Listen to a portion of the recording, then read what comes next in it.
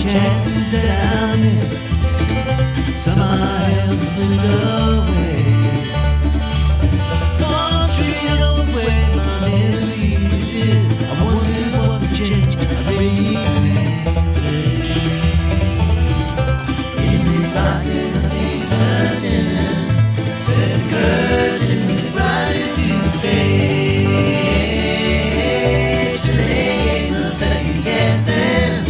I just forget the lessons that I couldn't learn. Because on the street over there's a life I could have known. Who would have kept me from one I had today?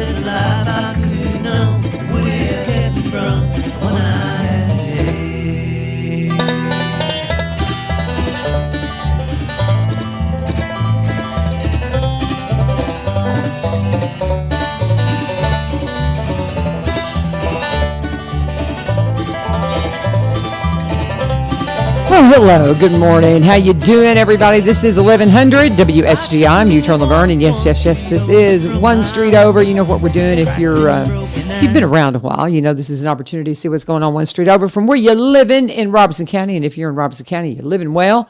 And just welcome to it. Yes, it is Memorial Day. And anybody who knows me, this is typically not a day that I take off. Now, sometimes I'll take, 4th of July, different things like that.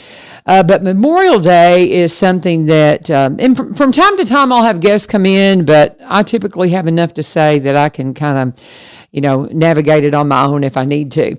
But today especially, I don't know, I've got a lot of things on my mind, and I'm just trying to decide where to start. There's several things I want to share with you.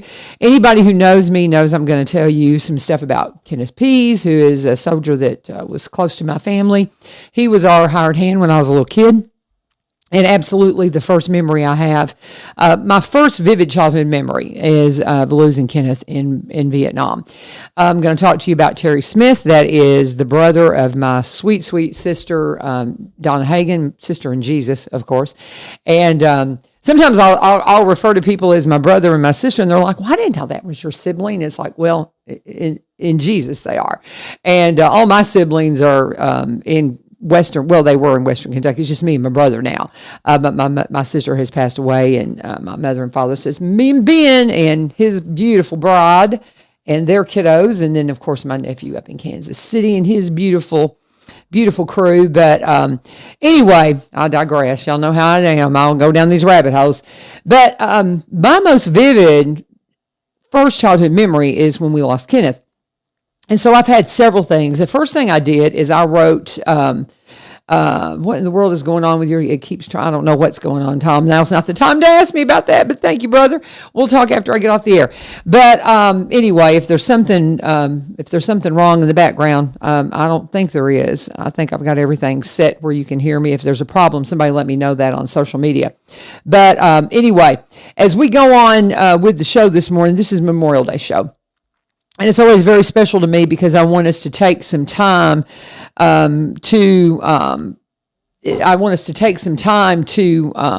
remember those who have paid it all. So I'm going to share with you, depending on the time, I'm going to share with you some stuff about Kenneth. I'm going to share with some stuff with you about Donna Hagan's brother, Terry. It's a story when I first heard it. We first started sharing it at our church, and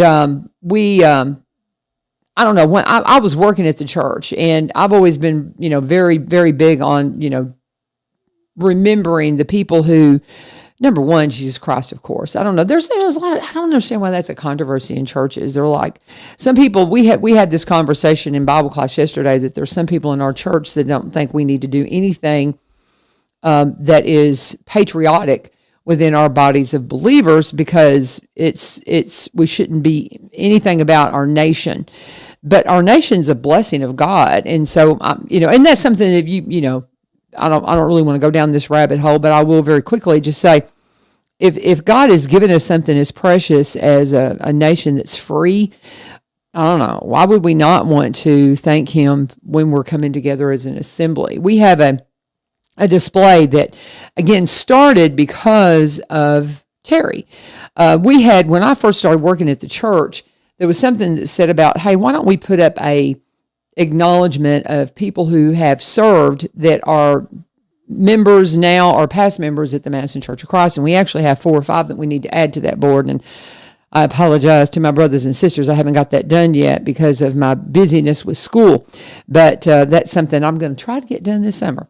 But I was tasked with putting together this military board, and we have the symbols of the different branches and just the names of those who have served. And I know there's so many others that are not on there. But that raised some controversy with some people. And they're like, well, we should be focusing just on the missionaries and those kinds of things. But guys, if it weren't for America, the freedom of religion that, so many in the world are able to experience would not be possible. And all you have to do is look at, we're only 249 years old as a country. And you think about what has happened in that short amount of time. What is the book? Is it it's something leap in the name, and I can't remember.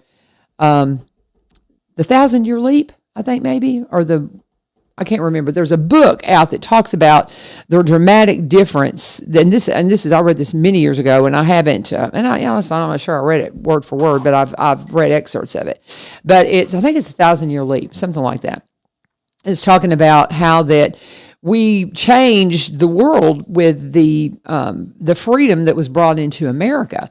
And I don't know.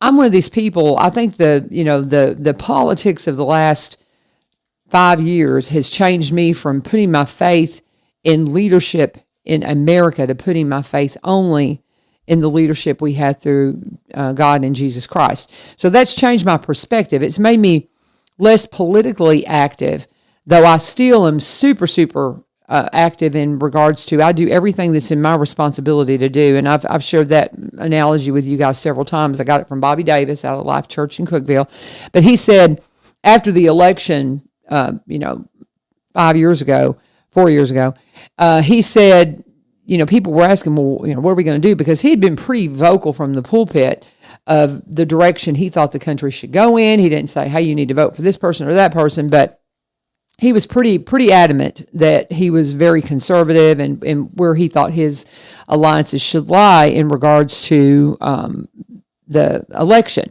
And people would ask him after the election, did not go the way the conservatives wanted, well, what are you going to do? What are we going to do? And Bobby said, it's not my I voted. I did my responsibility. And he defined it. He says, if it's within your ability to control it or affect it, it's your responsibility. Otherwise, give it to God. And in that moment, I just released it all. And I trust that God is going to do what He's going to do in regards to America. But I do absolutely understand that when it's my responsibility, it's my responsibility. I believe, actually, He was giving me a piece of responsibility when He gave me many opportunities to join the military when I was in high school, and I turned away from them because I didn't really understand that, and I was an absolute coward in that regard. And a lot of that is because of having grown up during the era of Vietnam, having seen what happened to so many, losing Kenneth like we did, it made me a big old chicken, y'all. And that's just all there is to it. And also, too, I was raised up in the era where it was the men did this and the women did this, and there was, we I don't want to get into too much into the roles of men and women, but we're all we're all called to stand for what God has called us to. And I love the way that the Israelis do it, and everybody serves. Everybody serves. I wish I had served. I can remember, being a little kid, and when my brother was born, and it being a little boy, it scared me half to death, because I thought, well, just like Kenneth, he's going to, grow up and have to go off, and he's going to get killed in war. And so that's kind of the mentality I grew up in. And so I wasn't brave enough to raise my hand. I was talking to a young man yesterday who is serving, and he's like, "Oh, I'm just studying right now." And, I said, "But you raised your hand and said, I'll do it." And that's the thing.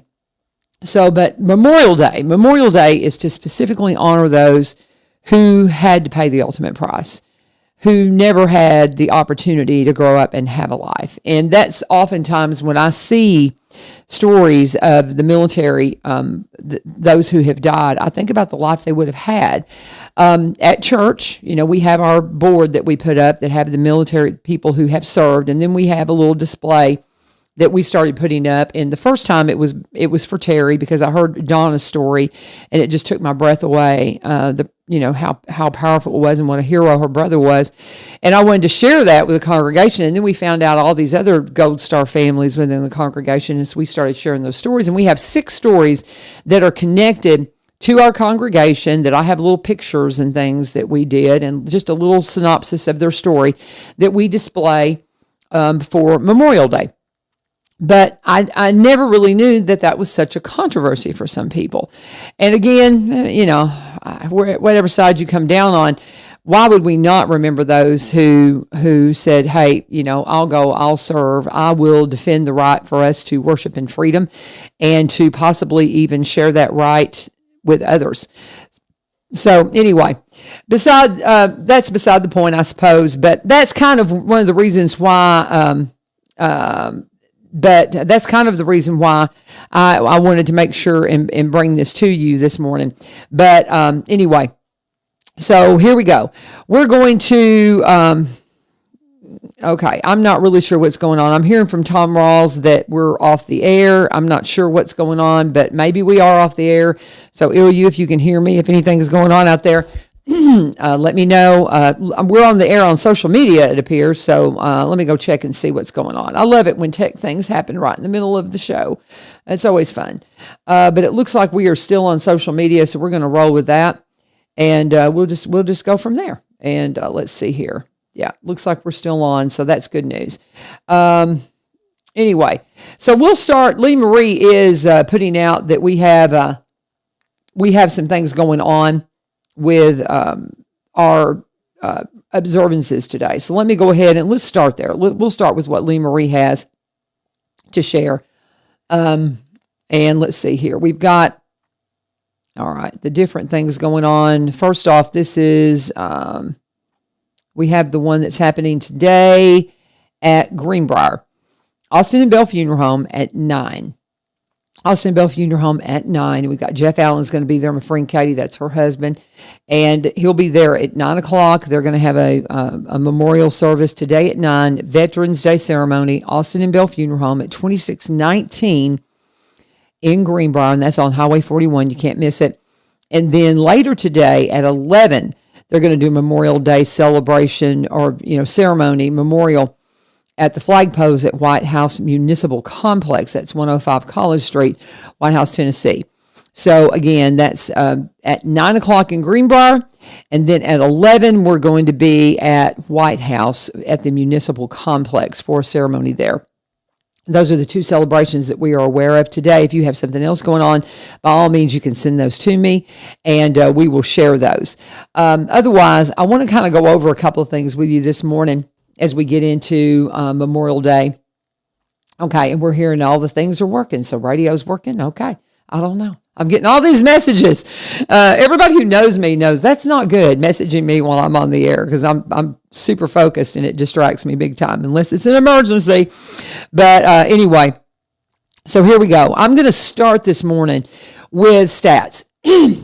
And let's just say, if you want to make sure that your kids appreciate the freedom that they live in, share with them the statistics that cost us everything. And, and this is actually, I don't have Revolutionary War numbers. I'm going to see if I can pull those up. I pulled this up, and these are the numbers of wars casualties of war since we became American. I know there's some missing here. I know there's absolutely some during our Revolutionary War days that are missing. And so I'd love to look up those numbers. If anybody has those, maybe put those up in comments.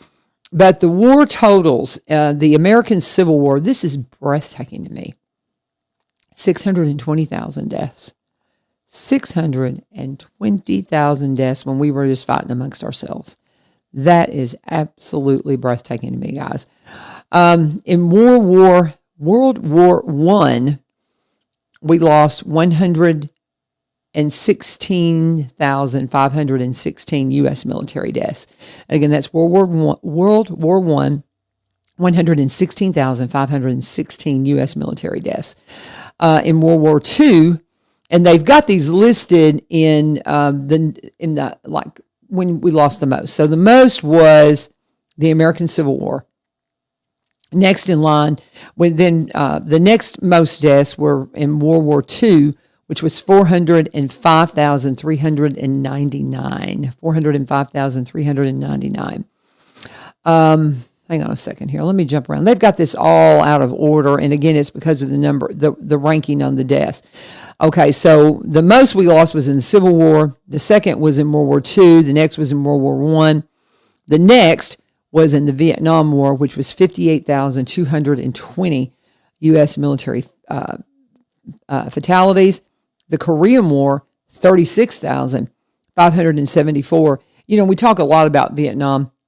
We don't talk a lot about Korea, the Korean War, and we've still got a lot of Korean War vets around, guys. And let's not forget to thank all of our military that have fought, but those who have paid the ultimate price again. And that's what Memorial Day is about.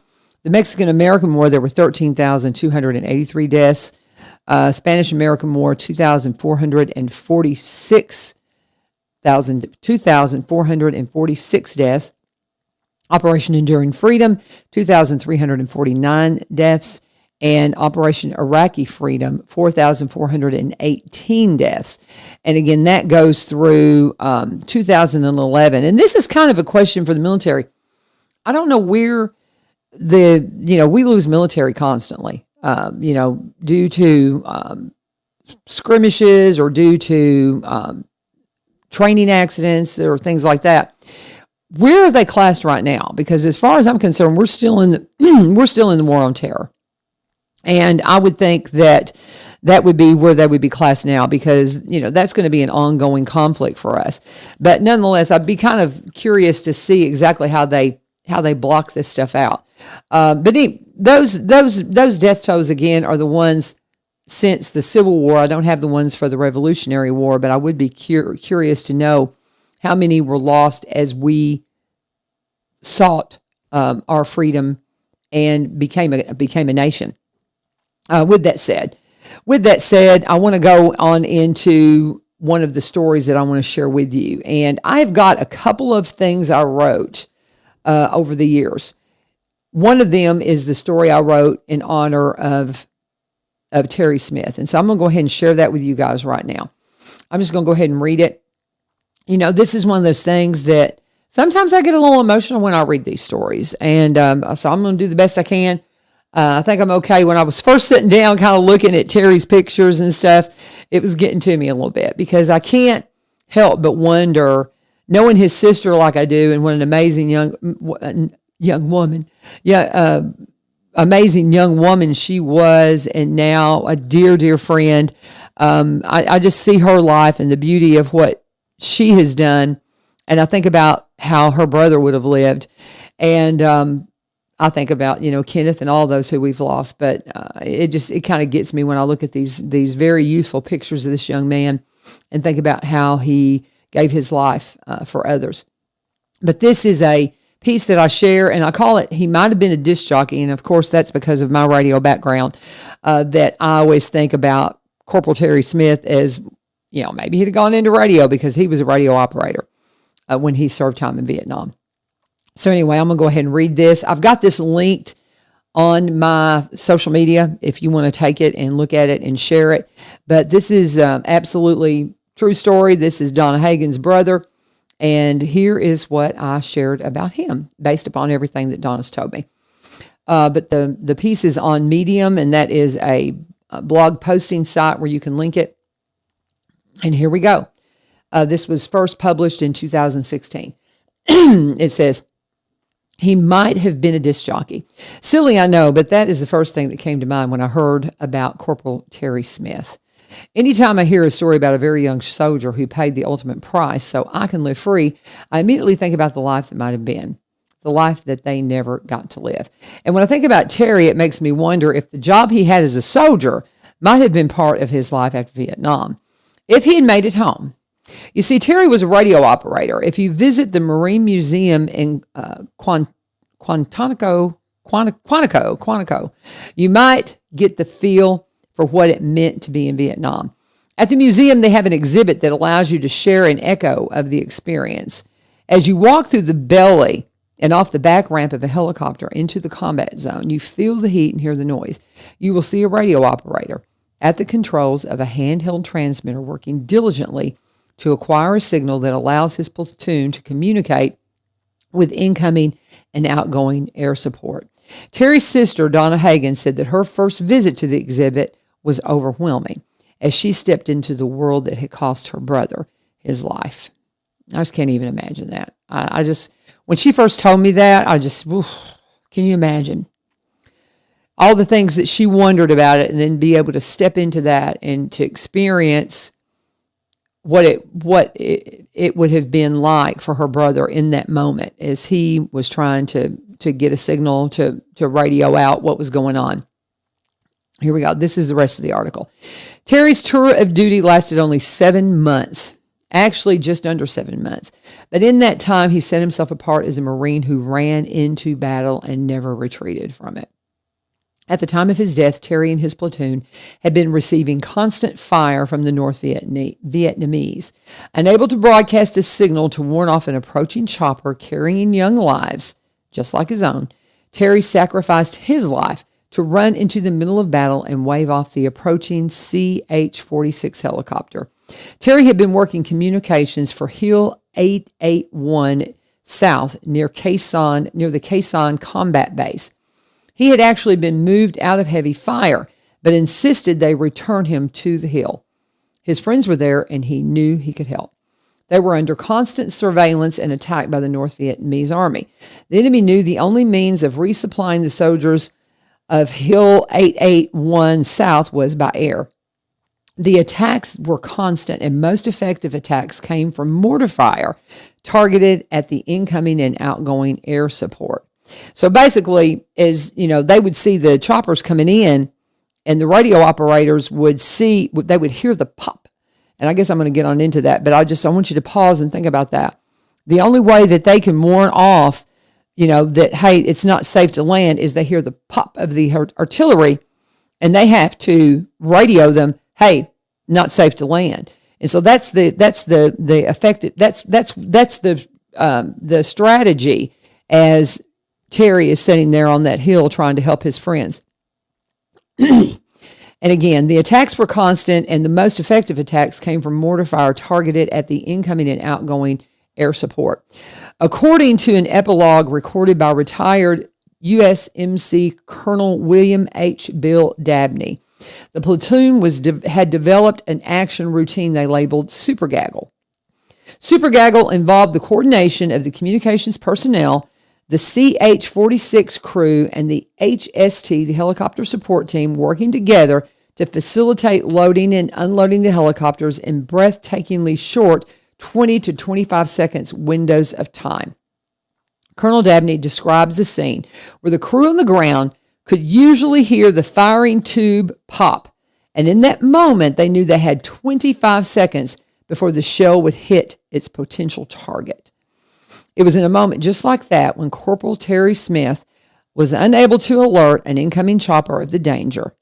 He restrained another soldier, preventing him from running into the mortar fire, went out himself, waved off the chopper in time to save those on board, but was unable to take cover in time to save himself. For his heroics on the day he died, Terry was awarded the Silver Star, the third highest military decoration for valor awarded to members of the United States Armed Forces.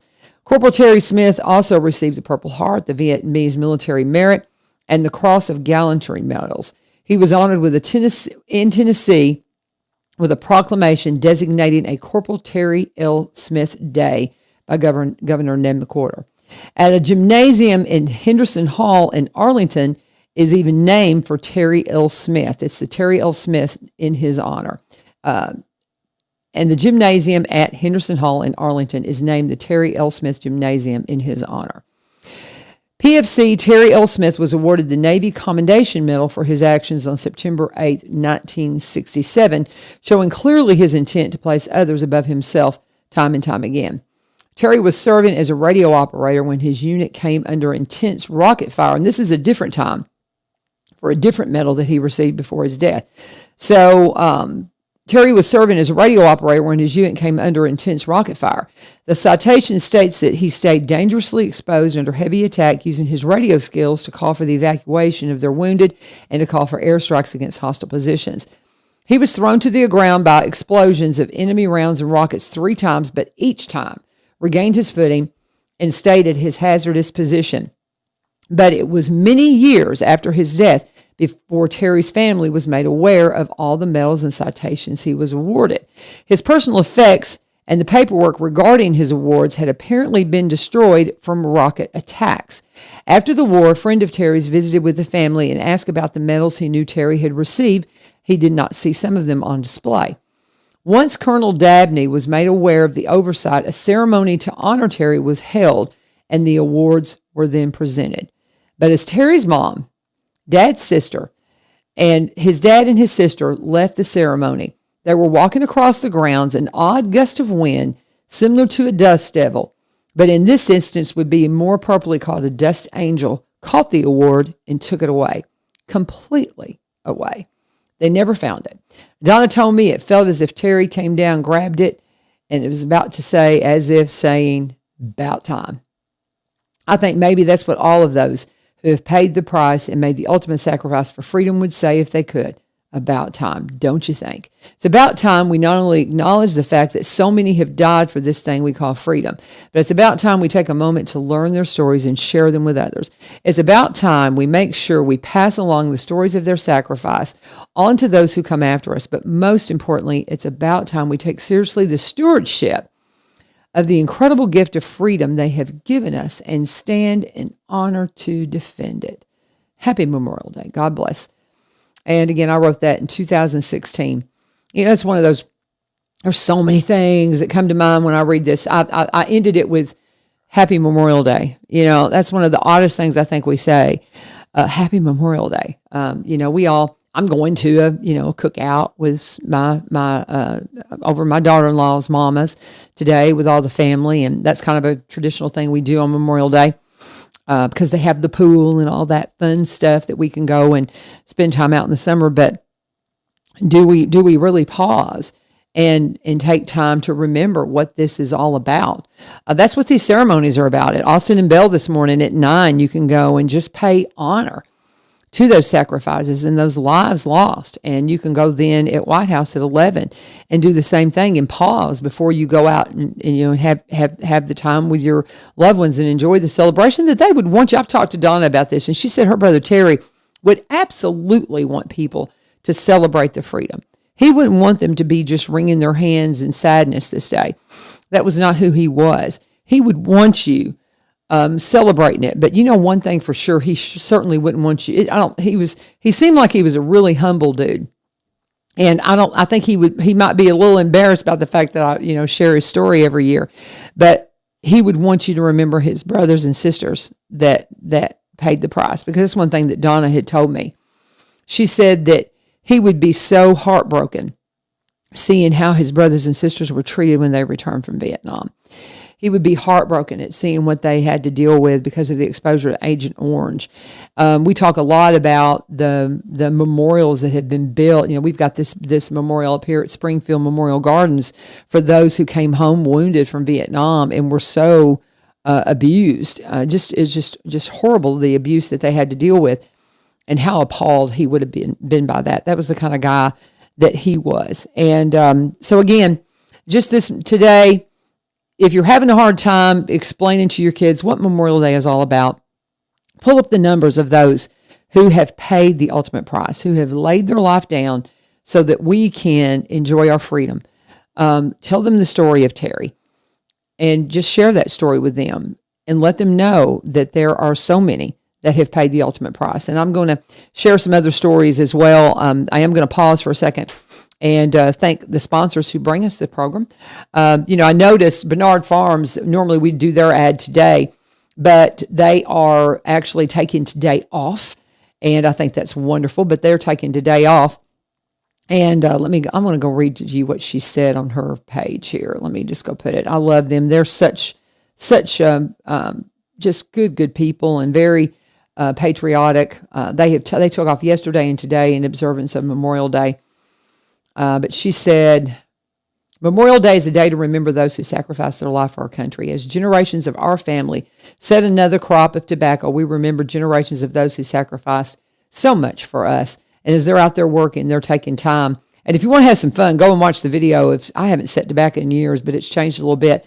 Their little, the machine they use to set tobacco, that's really interesting. But she did say on her social media page, she says, we're closed Sunday and Monday in observance of Memorial Day.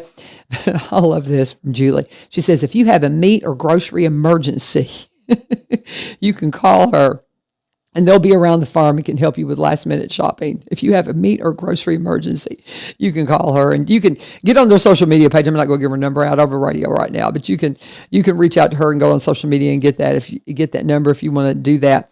But I also want to talk about, of course, our friends Barry and Rebecca Richards with Exit Prime Realty.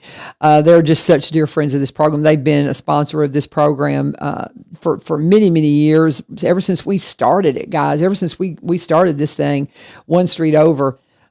And I forget how long ago it's been. I need to figure it up and just get the math together and just figure out how long it's been since we started this. But they've been a sponsor of this program really from the very beginning when we first decided to bring on some sponsors. And we just couldn't thank them enough. They're dear friends of the program, dear friends of the county. They're Cross Plainians, we like to say. They reside in Cross Plains, have been there for just about 30 years, kind of like the same. But they got here about the same time I did. They're transplants from Kentucky, and they've worked all over the Nashville area. They've had a very diverse background, but they went, it's been a long time since Rebecca went with the real estate career. She was a radiologist before she had her kids, and she stayed home with the kiddos. When she got back into the workforce, she decided, I'm going to give this real estate thing a try full time. And so she went and looked for a company that would cross every T and dot every I that they needed to be a realtor and do it really well. And that was the Exit team. And they were with the Garden Gate team for many years. Then they started their own branch in the tree, Exit Prime Realty, a couple of years ago. Of course, Barry came out of that marketing background we talk all about, but that's just priceless when you're trying to sell properties, having a marketer on your team. He's the broker here in Springfield, and they combined her agency office up in White House, his brokerage office here in Springfield to bring you Exit Prime Realty, a new branch in the Exit tree. Same great team, all the things that you expect from Exit, but just a new way to express it through Exit Prime Realty. So whether it's buying, selling, if you want to be a realtor, talk to them about that. If you just want a market analysis, a price market analysis of your property and what's it worth, maybe because you think you might want to pull some equity out. When we were at the Kilgore Station Bluegrass Festival the other day, I was like, run me one of those. I want to kind of see exactly where we are in case I decide I want to pull some equity out of my place sometime. That's just good information to have. She says, no strings attached. She'll do that from anybody. But if you want to reach out to them, you can go to sellwithbecky.com, sellwithbecky.com, or buy.robertsoncounty.com. Or you can give them a call at 615-504-7425, 615-504-7425, sellwithbecky.com or buy.robertsoncounty.com. And always please let them know that U-Turn sent you. And getting right back into the show, we're going to be talking about all things Memorial Day related. And if you have a special story that you want to share with me, and you can post it up on my comments on my Facebook page, I will try to get to it. I saw one that Bill Jones did, and I'm going to bring it up, and we're going to read it before. What I have to share about Kenneth, I'll talk a little bit about Kenneth, and then I'm going to read you a little story I wrote for him, for him and our Uncle Cooch and my son Jedediah. when my son was in basic training when he joined the military. That's a difficult time for a family when you can't talk to him and all that. And so I wrote him a couple of different things I sent him. I sent him just excerpts of some things I wrote, and I would send it to him a few pages at a time while he was in basic training to give him something to kind of look forward to. And so I have a series I call the Po-Billy Boys. My husband has always been told he was Polish. He's actually, their family's from Bohemia, which is a province in Poland, I think. So they've always been referred to as Polish, but their actual ancestry is from Bohemia. And I've always been called a hillbilly, yet I'm from the western. If you're from Kentucky and Tennessee, years ago, especially with whenever, the Grand Ole Opry and country music was just coming on the scene, the hee-haw and all of that. If you were a Kentucky or Tennessean, you were a hillbilly. Even though where I'm from is, there's not any hills. It's pretty flat. It's just, beautiful farmland. But Kentucky and Tennesseans were referred to as hillbillies. So when we had our kiddos, we started referring to them as Polish hillbillies, and we started calling them Po-Billies. Well, then I built that into a little children's series that I thought, when you're a writer, you think you're going to write something, everybody's going to be just clamoring to publish it. Not so much. But anyway, I did completed, I think, 8 to 10 stories, and I've probably got another 20 outlined that I could write if I could ever, sit down and find the time to do it, or find somebody that would pay me to do that. But so I've got these stories called Po-Billies, the Po-Billy Boys. And when he went to basic training, it occurred to me that I could write something for him that would entertain him while he was in boot camp, to honor Uncle Cooch, who is still living. He's 89 years, going to be 89. We're going to be celebrating him with a family reunion up in Michigan later this year. Very excited about that. He's a wonderful man, but served in Vietnam in the Green Beret, y'all. No joke. He is no joke. And then, of course, my friend Kenneth, who lost his life in Vietnam. And so I kind of tied all that together and put that story together. But so I'm going to share that here in just a minute, as long as all my little electronic devices hold enough power. When you forget to plug everything in before you go to bed. So I'm working with that today too. But I think we're going to get through all this that I want to share. Okay, so Bill Jones shared the story of Pascal Cletus Pulaw. What a name. He's a Native American. Pascal Cletus Pulaw Sr. was the most decorated Native American soldier in U.S. history. He earned 4 Silver Stars, 5 Bronze Stars, and 3 Purple Hearts, along with a total of 42 medals and citations for his bravery and service. What? I mean, just listen to this, guys.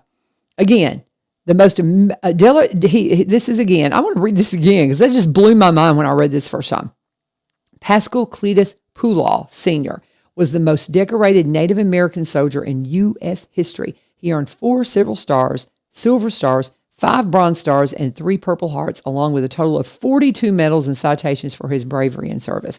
Born on January 29th in 1922 in Apache, Oklahoma, Pascal was a full-blooded Kiowa. He served in World War II, the Korean War, and in Vietnam. In 1942, Pulaw, his father, and 2 brothers all joined the Army during World War II. Pascal earned his first Purple Heart when he was wounded in September of 1944 while fighting in Belgium. During a battle near Recon, Belgium, I'm going to butcher the words here, I'm afraid. He helped his unit push forward despite heavy enemy fire. By throwing grenades at enemy machine guns, he caused many enemy casualties and saved the lives of many of his fellow soldiers, helping his unit capture the strong enemy positions. His military service didn't stop there. During the Korean War, this guy could have, I've served my time, I'm done. No, during the Korean War, Pulaw fought again and was wounded. He received a 2nd Purple Heart, the Distinguished Service Cross, and 2 more Silver Stars for his bravery. After returning to the U.S. in 1952, he retired from the Army in 1962, but his story was not over. During the Vietnam War, all 4 of Pulaw's sons were in the military. In February 1967, his son, Pascal Jr., was injured by a landmine, which led to the amputation of his right leg. His youngest son, Lindy, was also drafted into service. Concerned about his son's safety, Pascal Sr. rejoined the Army at the age of 45. He gave up his rank as second lieutenant, which he had earned in Korea, and chose to serve in direct combat to try to protect Lindy by taking his place. However, because of Army rules, 2 family members couldn't serve in combat at the same time without both agreeing. And by the time Pascal arrived at his new unit, his son Lindy had already left for Vietnam. So on May 31st, 1967, Pulaw was sent to Vietnam as a first sergeant with the 26th Infantry Regiment C Company. A few months later, on November 7th, 1967, Pulaw's unit was ambushed during a mission near the village of Lac Ninh. Despite being wounded, he continued to move around his unit, making sure everyone was in the right position and helping to pull wounded soldiers to safety. While carrying one soldier, he was struck by a rocket-propelled grenade and died. He was rewarded a Silver Star and a 3rd Purple Heart for his heroic actions. At his funeral, his wife Irene said, he has followed the trail of the great chiefs. The people of his tribe honor and respect him deeply. Pascal Pulaw gave his life for the people and the country he loved. We honor and thank First Sergeant Pascal Pulaw Sr. for his extraordinary service and ultimate sacrifice he made for our country. Rest in peace, brave warrior. You will never be forgotten. And wow. You want to read a story to your kiddos about somebody, and I'm not sure if I've shared that or not. I'm going to go ahead and share that again, Bill, just in case I haven't shared that. But I wanted to share that to make sure that, again, that story, Terry Smith's story, are stories that you can share with your kiddos that will help them never forget the ultimate price that was paid for their freedom. Now, as far as one more that I'm going to share with you while we have the time, we have about 20 minutes here. If I can get this to pull up. And again, anything I've written, if you want to see some of the things I've written, you can find the links on LaVernVivio.com, LaVern Vivio.com. Don't judge me, though, because I haven't updated my webpage in a very long time. I haven't updated it, actually, since I think I ran for Congress. And I don't even have pictures of all my grandkids on there. That's a shame, isn't it? I got to get that done. I'm going to do better. This is the summer I'm going to get done all the things I have been putting off. I'm going to get everything caught up. We'll see. Ask me at the end of summer. But anyway, if you want to go to my webpage, LaVernVivio.com, LaVernVivio.com, you go to the best of the blogs. The best of the blogs, you will find a link to, he might have been a disc jockey, that's the Terry Smith story, and then A Tale from Memorial Day is excerpted from An American Tale, which is something I haven't completely finished. It's something I was planning on publishing, some stories about patriotism and things like that I was going to share. And this is the Memorial Day section. But you can read that if you would like with your kiddos. And it's more of just a little children's story. So it might be a little bit easier to share, but it'll tell the story of Uncle Cooch, who is a survivor from Vietnam, who we honor at his 89th birthday this summer. And then it's going to tell the story of, it's going to tell the story of Kenneth, who was my friend that died in Vietnam. And maybe before I start this, I'll go ahead and kind of just remind you of the details of Kenneth's story. Kenneth, when I was born, Kenneth was just a few years older than my parents. So he was in high school. My dad had been, at the time of his father's death, he was in high school at Mayfield. You know, I've told the tale how he was actually supposed to be in the district for Lowe's High School. My dad was super, super smart, and he really wanted a better education than what he could get in the county. He knew there were better classes offered at Mayfield, so he had an Indian motorcycle, and he rode his Indian motorcycle to Mayfield so he could take more advanced classes. And his intention had been to go to Freed-Hardeman, probably make a preacher. Not sure he wouldn't have been bit by the engineering bug because he was just very mechanically and just very gifted in that way. But I think he would have been a preacher as well. He was in his senior year and his father passed away. So he had to take care of his mom and his younger brother. And so he knew he didn't need to be going off to college. He went home. He very quickly found his bride, my mama. And that's another story. They actually met at the fairgrounds. He gave him he was looking for a wife, y'all. And he went to the fairgrounds and saw mother and gave her a picture of himself which just tickles me to pieces that he did that. But he gave her a picture, and they ended up marrying pretty quickly after they met. And it's so funny because I still have that picture where he wrote his name on the back of the picture. But anyway, Kenneth was the young kid that was still in high school, went to Lowe's High School where I went, and they had a little memorial plaque for Kenneth there when I was a kiddo. But anyway, that's where he went to school, and Kenneth came and worked for my parents. So when I was born, Kenneth was already the hired hand, so he was just always there. So I looked up to him more like a big brother kind of image. And when he graduated and was drafted, and I can remember so clearly the day he came up to tell us he was going into the military, and I was so proud of him. And I remember very vividly, just it seemed like days later, we got the phone call that my mother got. She put us in the car, and we drove the car into the field. And anytime a farmer sees a car come into the field, you know there's something wrong, because you don't do that. And I remember seeing my mom and daddy, mama walking up to the tractor to tell her that Kenneth had died, and just seeing that grief on them. Whew. I'll never forget it. But, and I remember going to Kenneth's memorial and him being under glass. And anyway, but that's really my first vivid childhood memory. Whew. That's why I won't let this day go without remembering him and reminding everyone, get to know somebody who paid the price for your freedom. Whether it be in the stories that I'm sharing today, you know, maybe you've got a friend that lost somebody more recently. You know, Aaron Slate has a friend that he shares about all the time that he lost when he served. But find out about their stories and share them with your kiddos. And, you know, I'm sitting here looking at the read for this Tell of Memorial Day, and it's a 23-minute read. I'm going to see if I can read it real quickly for you. But this is fictional, but I call it a Tale for Memorial Day, and this is from my series called The Poville Boys. Uncle Cooch. Every family has times in the year that are special. It might be Christmas, Thanksgiving, or for some that moment might be when you step from one season to the next, especially if the next season on the calendar is your favorite time of the year. For the Poville family, the step between summer and fall is that time of year, special. In Tennessee, the transition from summer to fall brings a sigh of relief as the heat and humidity no longer overwhelm you as you open the door and step outside. Fall smells are everywhere. Living in the country, you can't miss the smell of dirt and tractors as the crops are harvested and the fields are plowed for fall. The smell of tobacco curing and the smell of sweet corn as it moves through the grain dryers are things you have to experience for yourself to fully appreciate. Trips to corn mazes, pumpkin patches, and bonfires are often possible, are as often as possible, are just a few of the fall events the family always looks forward to. But the best part of fall, they all agreed, was the annual trip to see their dad's family in the northern country, just south of Lake Superior.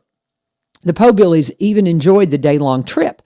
Depending on how many stops they made, it took the family 12 to 15 hours to travel the distance from Middle Tennessee to the upper peninsula of Michigan, where their dad was from. One Christmas drive, it lasted almost 24 hours due to snowstorms, but that's a tale for another time. Sandwiched between Lake Superior and Lake Michigan, the Upper Peninsula, or the UP as it's commonly referred to, is as unique as the people who make it their home. The Poville's dad grew up in the UP, and most of his large family still lives in the area. Since the state of Michigan is split by a large barrier of water, there has always been a distinction between those who live in the Upper Peninsula and those who live in Lower Michigan. The residents of the UP are endearingly referred to as Yoopers, while those who reside in the lower portion of the state are lovingly called Trolls because they live below the Mackinac Bridge. There seems to be a lot of state pride associated with both divisions. However, the Poville boys have never met a Yooper that wished they were a Troll, but have met many Trolls who will quietly confess a longing to cross the bridge and learn the ways of the UP. The Upper Peninsula is like stepping into another country, a beautiful but cold country. There are a few nice-sized towns and cities, but mostly woods and countryside. The residences are like most people who live in rural areas. They are kind, helpful, and loyal, somewhat set in their ways, and perfectly fine with letting the world pass them by with no more than a wave.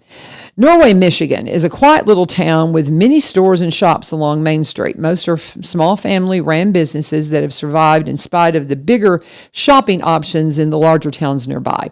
A large Viking ship at the town's entrance and small band shell just before the railroad tracks are landmarks in the sleeping northern community.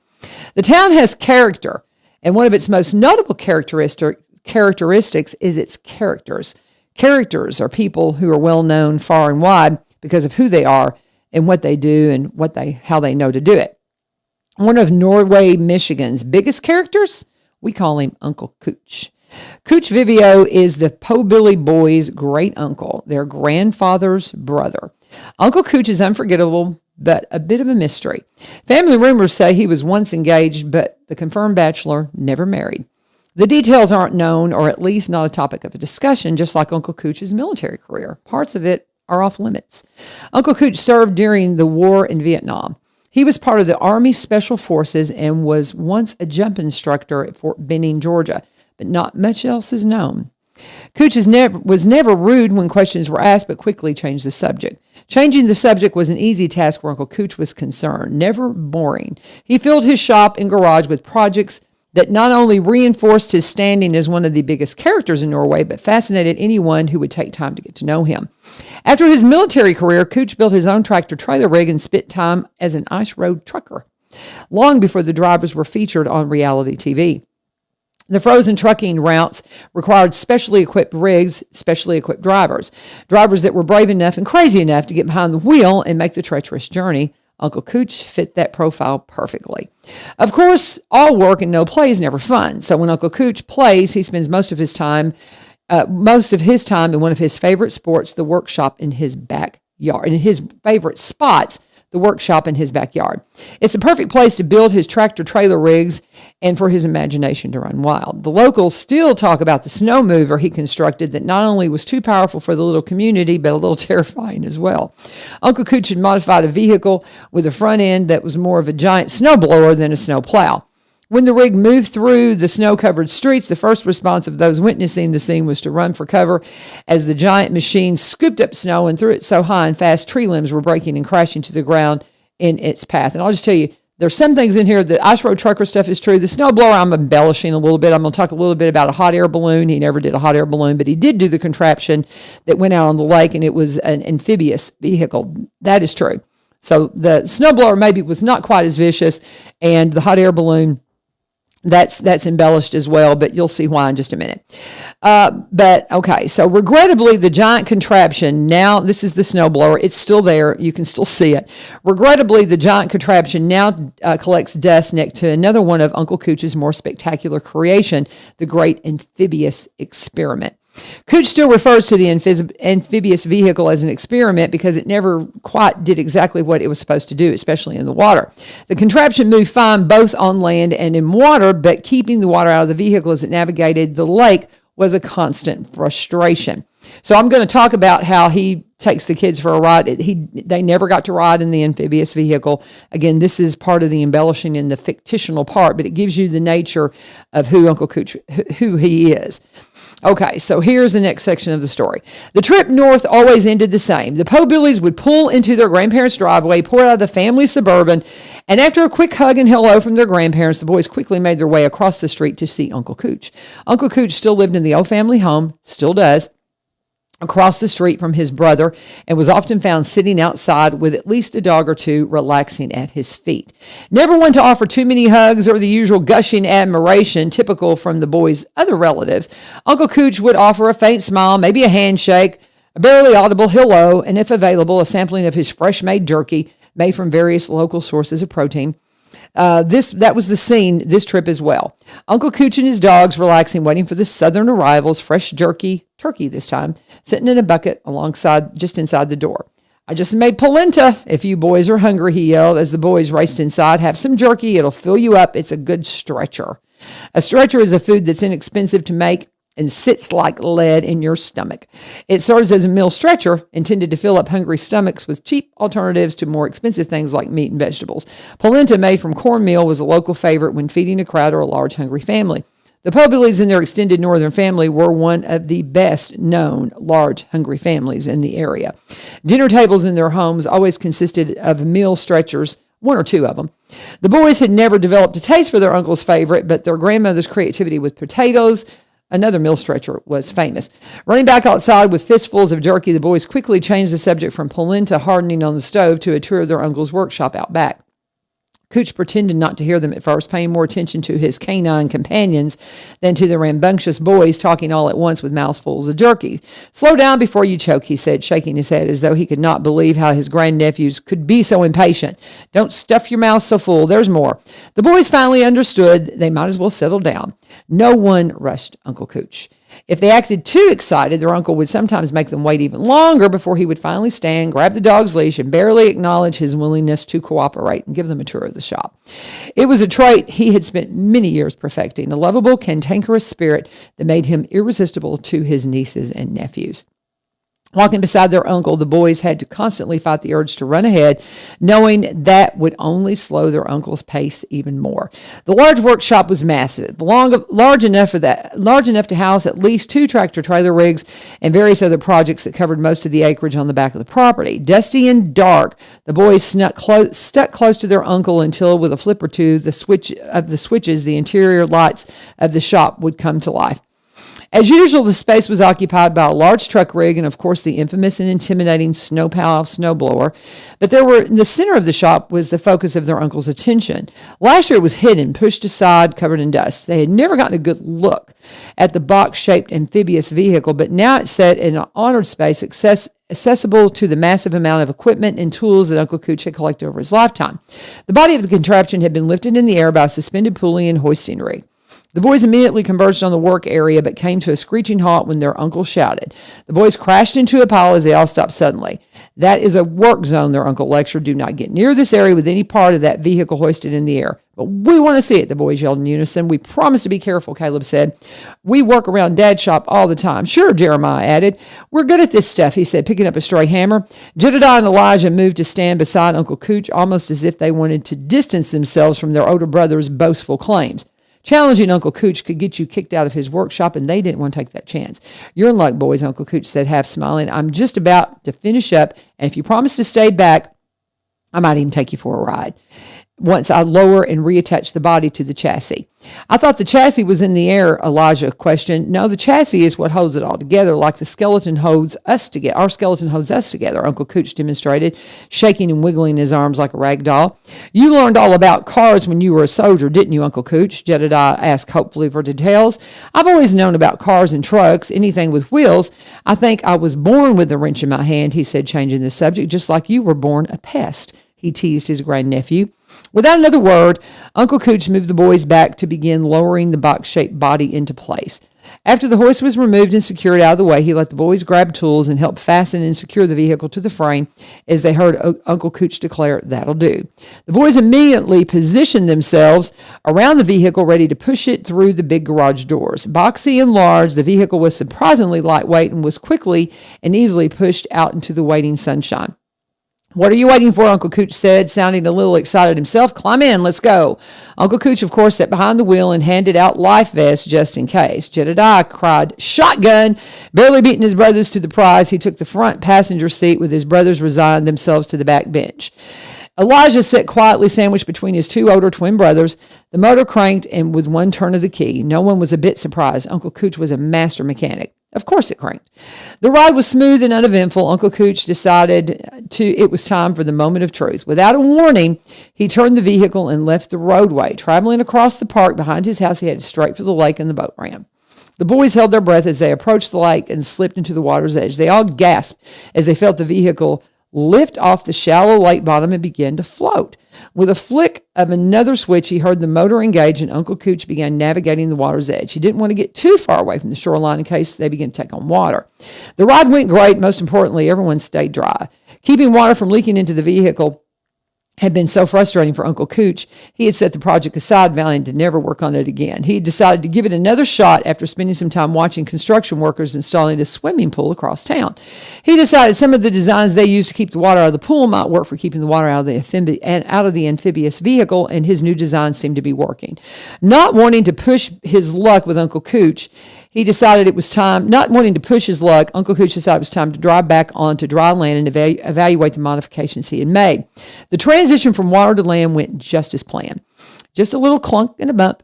that felt a lot like landing gear popping into place on a plane. They were ready for the highway again. The boys in the back sat and turned around to watch the water stream off the back, leaving a little trail behind them. The smile on their uncle's face was bigger and brighter than they had ever seen it. He almost was giddy with excitement. Then just before they pulled into the workshop, the boys jumped, startled as their uncle shouted, "Look, boys, look!" He laughed, pointing to the horizon. Barely above the treetops, the boys spotted it, a hot air balloon. Not exactly a beautiful balloon. The patchwork balloon looked more like it belonged on a bed than flying through the air. And again, totally fiction. This is the brother David that, is kind of kept a character himself, but we're going to depict him in the balloon. The passenger basket was nothing more than an old plastic oil drum. The whole thing looked like it might have been pieced together in their uncle's workshop. As soon as the boys realized who was flying the balloon, they were certain their uncle had helped construct this and helped construct the vehicle that was now straight overhead. As their Uncle David flew past, waving wildly to his relatives on the ground, Uncle Cooch shouted for him to keep it low and find a nice soft place to land. "Aren't we going to chase him?" Jedediah asked his uncle as they lost sight of the balloon. "He can handle it," Cooch said with a laugh. "I taught him everything he knows." "That's a lot like the parachutes you used to use, right?" Jedediah continued, hopeful his uncle would be more willing to share about his life in the military, considering he was in such a good mood. "Yes and no," his uncle replied. "They both move on the wind, but use completely different methods to catch the wind," he said, continuing. "A hot air balloon uses heat to inflate the balloon and rise into the wind. A parachute is dropped into the wind." "Did you really jump out of planes?" Jedediah asked anxiously. "Yes, I did. It was great," he said with a smile, "at least the flying part. Landing and what we had to do after when we hit the ground wasn't always so great." "Did you have to jump out of planes in the war?" Jedediah asked quietly. Uncle Cooch didn't seem to hear him for a moment, then answered, "Yes, I did. But that was a long time ago." Then, without giving the boys a chance to respond, he shouted, "Who's hungry?" The boys in the back raised their hands, but Jedediah was lost in thought. Looking across the horizon where the hot air balloon had just floated moments by, he imagined a parachute floating across the sky and how he wanted to fly. Ignoring the chatter about what and where what they would do this afternoon for an afternoon snack, Jedediah turned to his uncle and blurted out, "Can you teach me?" "Teach you what? How to make polenta?" he chuckled. "Or maybe jerky? We were just deciding whether or not we should stop by the house and pick up some for our afternoon rations. If you boys had tried some of my polenta, you wouldn't be hungry," he continued. "You're the one who started talking about food," Caleb chimed in from the back seat. "We weren't hungry until you said something." "I'm not talking about any of that," Jedediah interrupted. "I want you to teach me to fly. I want to use a parachute." His uncle reached across and tousled his hair. "Well, you see, maybe someday," he said. "When you're older, a whole lot older. We'll see." The rest of the afternoon was dominated by probably one of the best things four boys could dream of. Each got a turn steering the contraption on the lake. After checking out for the latest modifications and verifying they were holding strong, Uncle Cooch launched into deeper waters. Water sprayed and splashed as they plowed across the lake. No one was having more fun than the Po Billy boys and Uncle Cooch's two dogs. They were so excited the boys struggled to hang on to them so they didn't jump out or fall into the water. By the time the afternoon ended and the vehicle had been tucked away in their uncle's workshop, everyone was exhausted and now really, really hungry. The boys ran across the yard, headed for their grandparents, what they knew would be a feast of all their favorite Polish foods waiting on the supper table. Uncle Cooch took his time, as usual, keeping a slow, easy pace with his dogs walking beside him. Jedediah turned around and noticed his uncle lagging behind. So he stopped to wait for him. "Aren't you afraid they'll eat all the Kaluski?" Uncle Cooch said, pointing to his brothers running through the door of the grandparents' home. "I thought you might need some help feeding the dogs," Jedediah offered. Uncle Cooch smiled and handed one of the leashes to his nephew. "You know a lot about dogs too, don't you, Uncle Cooch?" Jedediah asked, reaching down to scratch the dogs behind the ears. "Just what I've picked up over the years. I've always had a dog or two. I just naturally learn more about them every year." "Didn't you have dogs in the war?" Jedediah asked. "I know some soldiers did. I know some soldiers do, but did you?" he asked. "Mom had a friend in Vietnam. She thinks it had a dog with him. They scouted for landmines." Cooch let his nephew continue to talk. "Mom said she heard someone say one time he worked with dogs, but she's not sure. He didn't make it, so we don't have him to ask, but it makes sense, doesn't it?" He asked his uncle, "A dog would probably be a lot of help looking for landmines, huh?" Jedediah opened the door to his uncle's house and held the door until the dogs and Uncle Cooch were all inside. Just inside the door were hooks for the dogs' leashes. Jedediah unhooked the leashes from their collars and hung the leashes by the door. His uncle was busy putting dog food in the dishes and filling a bowl with water. Then, without a word, he left them on the counter and walked out of the room, leaving Jedediah alone with hungry, anxious dogs. Jedediah wasn't sure what to do. He was afraid that he had upset his uncle by asking so many questions about his life as a soldier. The dogs were now trying to climb the side of the counter, so he set the food on the floor and quickly began gobbling down their evening meal, tails wagging as they happily growled at each other. Jedediah gave each dog a final scratch behind the ears and was just about to leave when his uncle returned with a neatly folded shirt in his hands. It was army green. Jedediah recognized it immediately. His favorite attire had been army green and camo for as long as he could remember, but this was different. This one was covered in patches. Some of the patches he recognized from books he had read, and some he'd never seen, but the one that caught his eye right away was the last name, the one bearing his last name, Vivio. Well, actually, it was his uncle's last name. But since it was his shirt and their last names were the same, technically it could have been Jedediah's shirt too. Uncle Cooch handed the shirt to Jedediah and helped him put it on. Surprisingly, the shirt fit pretty well. It was, of course, too big, but not much. Jedediah was big for his size, and Uncle Cooch was, well, just an average-sized guy. Like most people, just average size. The Pobulas, on the other hand, all seemed to get the height in the family and tended to stand head and shoulders above the extended family members. "What's this for?" Jedediah asked, pointing to the tiny square patch above his pocket. "Look close," he said. "What does that look like?" Taking a long, confused look, Jedediah's eyes lit up. Says it's a parachute, and a parachute with a star above it. "What does that mean?" "It means I was a jump instructor," he said. "So you can teach me to fly?" Jedediah asked as he jumped around the room. "I don't think so, Uncle," his uncle continued. "My jumping training days are long behind me. But maybe when you're older you can see about a course you can take, or maybe I'll learn when I'm a soldier," Jedediah declared. "What's this patch mean?" Jedediah said, pointing to the patch with the sword and the bolt of lightning. "It's the one for Green Beret," Uncle Cooch responded. "I've heard of them," Jedediah said, "but what does it mean?" "It means I saw things I wish I didn't have to see," his uncle said quietly. For the first time that day, Jedediah didn't know what to say. He didn't know what to say or do or what question to ask next. So for a few moments, they both stood, not saying or doing anything. They stood quietly, watching each other and watched the dogs eat their dinner. "I want you to keep that shirt, but keep it for special occasions," Uncle Cooch finally said, breaking the silence. "Don't go fishing in it," he added with a laugh. "I won't, I promise," Jedediah assured his uncle. "Oh, I know you'll take good care of it. I trust you," he said, his voice suddenly sounding more serious. "But promise me this, too," he continued as Jedediah stood almost at attention, proudly wearing his new shirt and hanging on his uncle's every word. "Promise me you'll always be proud to wear that shirt and know that good men and women put on that uniform like that every day to make sure you are free," he said. "Free to grow up, to jump out of planes, fly hot air balloons, ride your own crazy contraptions, and carry your dog alongside for the ride if you choose to do so," he laughed. "I'm proud I had a chance to wear that uniform and to learn and do all the things I got to do, but it's not like what you see in the movies. War is awful," he said. "Sometimes it's necessary, but it's always awful," he continued almost in a whisper. "Promise me," he said, "promise me you won't forget." "I won't, Uncle Cooch, I promise," Jedediah said, giving his uncle a hug, whether he wanted it or not. Surprisingly, Uncle Cooch didn't seem to mind the hug this time, but quickly moved from the hug to a firm pat on his nephew's head and a quick tussling of his hair. "We better get across the street to see if those brothers of yours left us anything to eat," Uncle Cooch said as they walked out the door with his arm around his nephew's shoulders.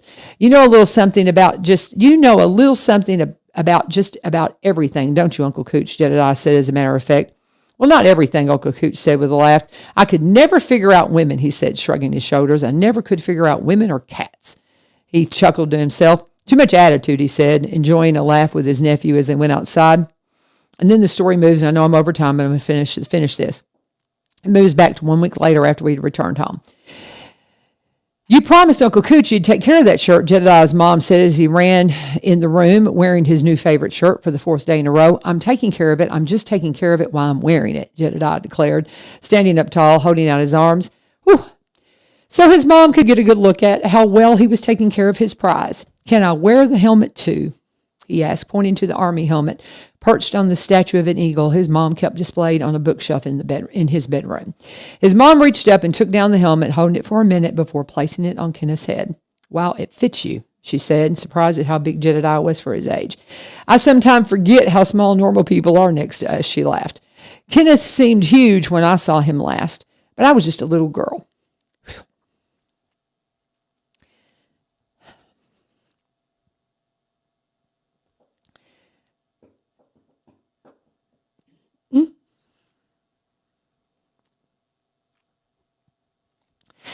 I was just a little girl, she said, lost in thought for a moment.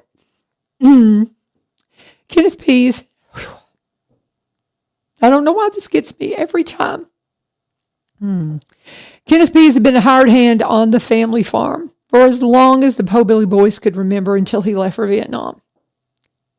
One of my favorite memories of him was the day he and Dad found a litter of wild puppies at the edge of the field. They were both on tractors and saw the puppies playing in the grass. They hid them in their shirts to keep Mama from seeing them. She laughed. They were afraid Mom would be mad if Dad brought home any more strays, she said. But once my sister and I saw them, she couldn't say no. Puppies, Jedediah said with excitement. Uncle Cooch likes dogs, and he was in Vietnam too. Maybe they knew each other, he continued. Maybe, his mom replied, taking a long look at her son, checking him out in his army regalia. I never realized, she said almost in a whisper. I never realized, she said, again to herself. What? Jedediah insisted. What did you never realize? What are you talking about, Mom? He said impatiently. Their names, she said. Their names, they're the same. What do you mean? I don't get it. Jedediah looked at the name on the pocket of the shirt. Uncle Cooch's name is Vivio, like ours. And Kenneth's name was Pease, right? He said. Not their last names, silly. Their first names. Don't you know what Uncle Cooch's real name really is? She asked, a little surprised the subject had never come up. Cooch is his nickname, she continued. His real name is Kenneth. Just like Kenneth Pease, Kenneth Vivio. Jedediah shouted, making the connection. Running to the mirror, he looked at his reflection and proudly straightened Kenneth's helmet and smoothed out the wrinkles in Uncle Cooch's shirt. As he stood admiring himself, Jedediah's expression changed from one of excitement to sadness. His mom was standing beside him, sadness on her face as well, with tears pooling in her eyes. Whew. Finally, Jedediah spoke up. Uncle Cooch was right. There are a lot of good people who put this on, and I bet a bunch of them were named Kenneth, he declared. And I'm glad they're there, he added, wiping his face on the back of his sleeve, hoping his mom hadn't seen his tears. Maybe one day I'll be there too, but Uncle Cooch was right. War is awful, necessary sometimes, but awful.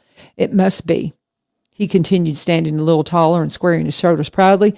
I'll pray that all the Kenneths make it home next time, he whispered, mostly to himself. And maybe someday I can make sure that they do. And again, this was written in honor of Uncle Cooch, but in memory of Kenneth Peavine Pease, killed in action in Vietnam, September 16th, 1969. Kenneth was just 20 years old.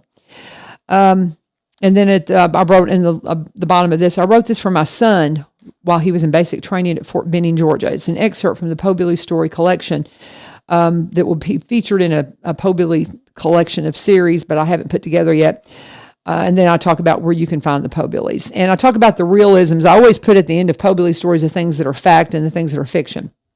The real moments are Uncle Cooch is the younger brother of the Po-Billies of the Po-Billies' grandfather, and was really a soldier, just as described. He built all kinds of vehicles, many more that. And it really was an ice road trucker. The amphibious vehicle still sits in the workshop. It's never been out tested, like we said.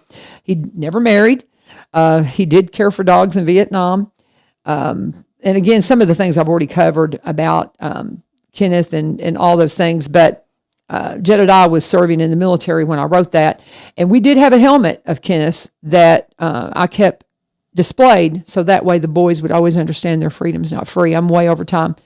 I'm so sorry, ILU, for going over time. I never dreamed it'd go that long, but I think it's worth the time that's spent today, remembering those who paid the ultimate price. So the things I've shared today, you can share with your loved ones, the young ones especially, that need to understand what we have and what we celebrate today is not free at all. So we honor all those who have paid the ultimate price on this Memorial Day. The ones I mentioned, of course, Terry Smith and Kenneth Pease, and then the Native American soldier that Bill mentioned. I hope you'll share those stories and that you will enjoy your freedom very well today on this Memorial Day. Thank you for joining us. This is 1100 WSGI. God bless. Have a wonderful day.